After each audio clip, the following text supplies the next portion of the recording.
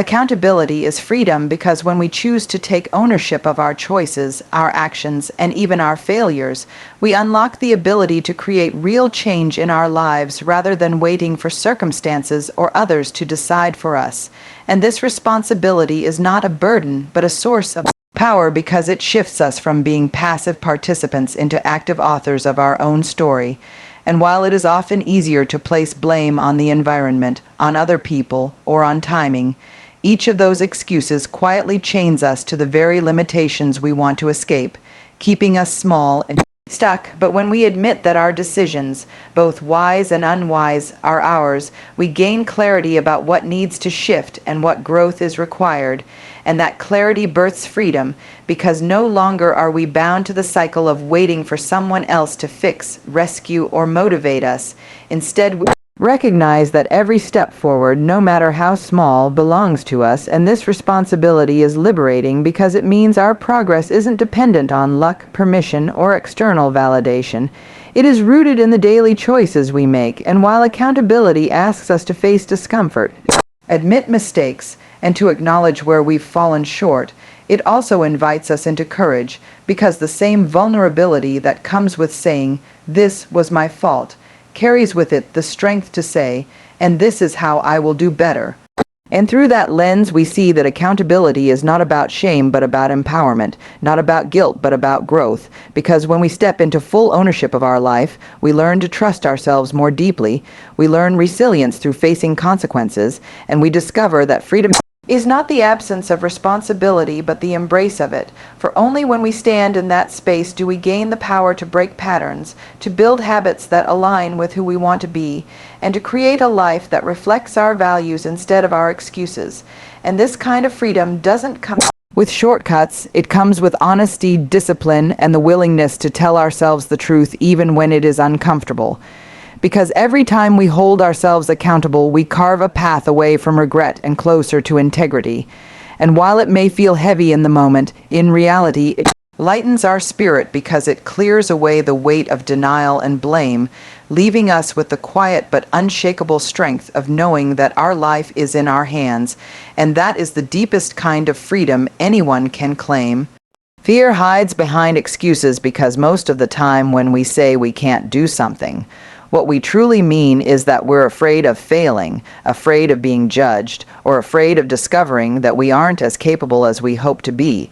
And so instead of facing that raw vulnerability, we cover it with explanations that sound reasonable but are really just barriers built out of doubt. And these excuses might take the shape of telling ourselves the timing isn't right, that we don't have enough resources, that we aren't prepared enough, or that life is too complicated right now. But beneath each of those statements lies the quiet trembling of fear whispering that if we try, we might fall short, and acknowledging that truth is uncomfortable because it requires us to admit our own fragility.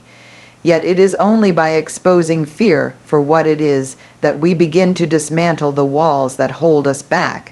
Because excuses are never about a lack of opportunity, but about a lack of courage to step into the unknown. And when we recognize that vulnerability is not weakness, but a sign of our humanity, we can stop letting fear disguise itself as logic and instead confront it honestly, asking ourselves whether the risk of failure is truly worse than the certainty of regret. And often we find that the pain of staying stuck is heavier than the fear of moving forward, which is why the more we practice catching our excuses in real time, the more power we reclaim from fear, because each excuse interrupted is an act of courage, and while fear will never disappear completely, our relationship with it changes when we no longer let it rule from the shadows, and instead of making decisions based on what scares us, we begin to make them based on what matters to us. And this shift is where growth begins, because fear loses its grip the moment we shine light on it, refusing to let it dictate our potential. And though the temptation to excuse ourselves will always be there, choosing to face vulnerability directly allows us to act with honesty, resilience, and faith in our own capacity, reminding us that excuses are nothing more than fear wearing a clever mask. And when we learn to see past the disguise, we find the strength to act even when we don't feel ready, proving to ourselves again and again that fear cannot stop a willing heart.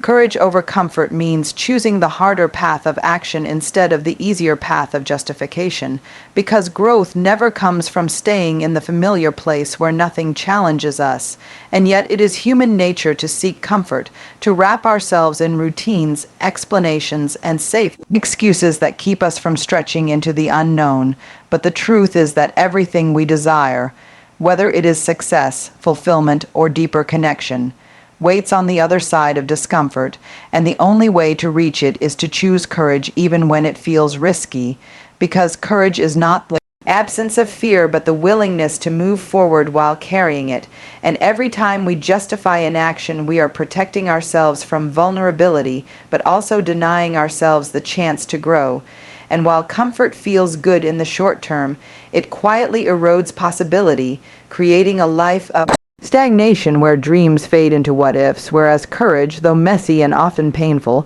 breathes life into us by expanding our capacity, sharpening our resilience, and teaching us truths about ourselves we could never learn otherwise. And it is in those moments when we push past the urge to justify why we should wait, why we are not ready, or why someone else might do it better, that we discover how powerful we really are, because courage transforms not only our circumstances but our self-belief, proving to us again and again that we are capable of more than comfort ever allowed us. See, in each act of courage, no matter how small, builds a foundation of trust within ourselves, a trust that whispers we can face difficulty, that we can survive failure, and that we can rise after setbacks. And this trust fuels growth, because once we know we can endure discomfort, we stop fearing it and begin to see it as the birthplace of transformation. And the more we practice choosing courage over comfort, the more natural it becomes to silence our justifications and step boldly into action, understanding that life does not reward us for staying safe, but for daring to show up. To risk, to lean into uncertainty with open hearts, and though comfort will always tempt us with ease, the deeper fulfillment we crave only arrives when we refuse to let excuses dictate our lives, and instead embrace the unpolished, often uncomfortable path of courage that leads us to the fullest expression of who we are meant to be. Excuses steal possibility because every time we allow ourselves to lean on them, we trade the future we could have built for the comfort of the present moment. And while excuses may feel like small delays or harmless justifications, they are actually subtle thieves that rob us of time, energy, and momentum, chipping away at our dreams piece by piece until what once felt alive and urgent becomes distant and faint. And the danger is that excuses often sound reasonable. They disguise themselves as logic, as timing, as circumstances beyond our control. But underneath each one is hesitation, fear, or resistance to the effort growth requires, and when we give in to them, we postpone the actions that might have opened new doors, and in postponing we allow opportunities to slip past, sometimes forever, because life rarely waits for us to feel ready, and potential cannot flourish where action is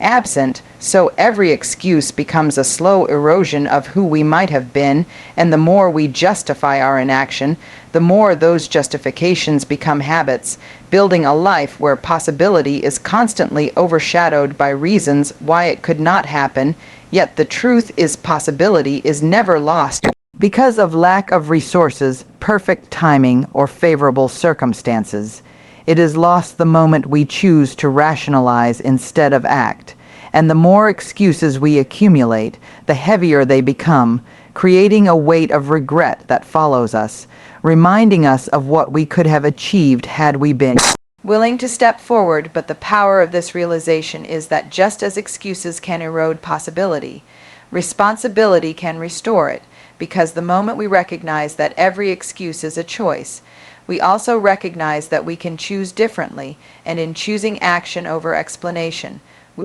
reclaim the dreams that were slipping away, and we strengthen the muscles of resilience, discipline, and courage, proving to ourselves that possibility is not fragile. It is simply waiting on us to stop delaying, and this is where true growth begins, in the decision to no longer let excuses dictate. the direction of our lives, because though they will always whisper to us, offering comfort and escape, every time we silence them with action, we preserve our potential and protect our dreams, reminding ourselves that the life we want is not stolen by fate or by others, but only by the excuses we give permission to stay.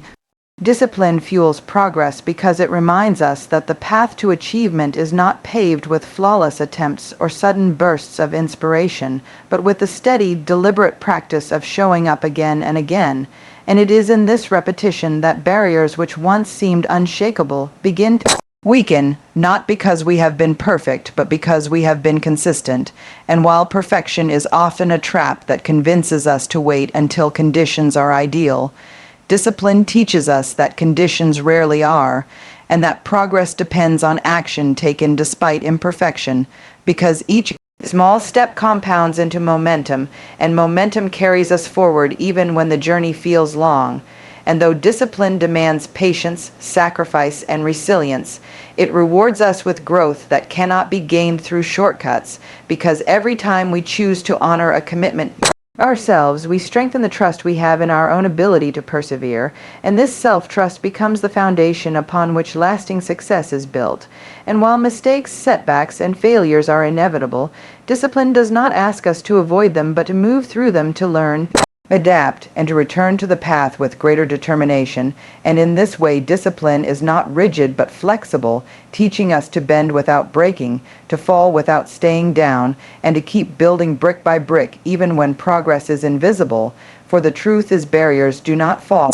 overnight, they crumble slowly under the weight of persistence, and with each act of discipline, we place another crack in what once held us back, until finally the wall gives way and reveals the strength we have cultivated along the journey, a strength born not from perfection, but from the courage to be consistent even when no immediate reward is visible. And through this, we come to understand that discipline is not punishment or restriction, but freedom, because it frees us from the cycle of procrastination and self-doubt. It frees us from relying on fleeting bursts of motivation, and it gives us the power to create the future we envision through intentional, sustained effort. And though the road of discipline is not always easy, it is always worth it, because it transforms us not just in what we achieve, but in who we become through the practice of showing up, choosing progress over perfection, and proving to ourselves that consistency is the quiet but unstoppable force that makes the impossible possible.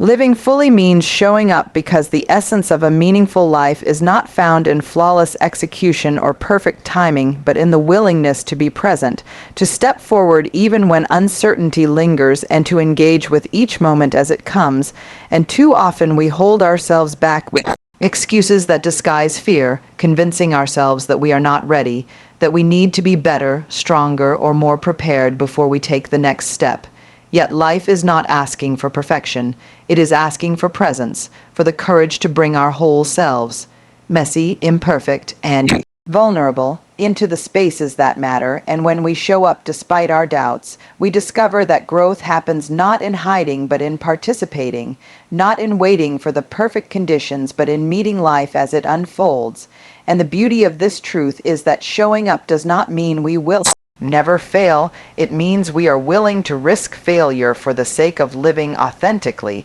because every excuse we make keeps us on the sidelines of our own story. And when we trade those excuses for presence, we reclaim our role as the author of our journey. And it is in this choice that possibility opens, because showing up is the seed of opportunity, the spark of connection, the foundation of every achievement. And though it may feel small, the act of being present carries power, for it says to the world and to ourselves that we are willing to be seen, to engage, and to risk being vulnerable in pursuit of something greater. And this willingness slowly builds resilience, teaching us that we can endure discomfort, that we can navigate setbacks, and that we can find joy even in imperfection, because living fully has never been about doing everything right, but about refusing to let excuses rob us of moments that could shape us. And every time we show up, whether in our work, our relationships, or our personal dreams,